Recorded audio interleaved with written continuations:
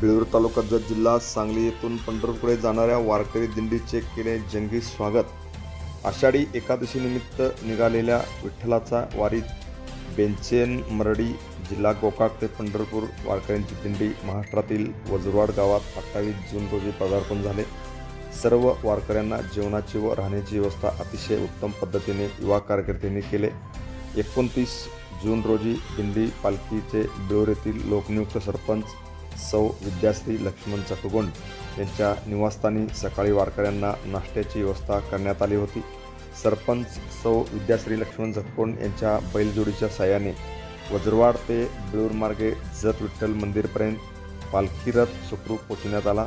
वारकऱ्यांचा पालखी रथ सुखरूप पोहोचविणारे युवा कार्यकर्ते श्रावण कांबळे, बसरगी, चंदू पाटील वजरवाड सरपंच रवींद्र खलाटी, मल्लाप्पा बनसोडे, राजू मुल्ला, दिलीप बनसोडे, राजू पाटील, तुकाराम बामणे व सर्व बनसोडे परिवार वजरवाड यांनी वारकऱ्यांची सेवा केल्याने त्यांचे सर्वत्र अभिनंदन होत आहे। Sanjay Kotgond, TV1 Marathi news, बेळूर।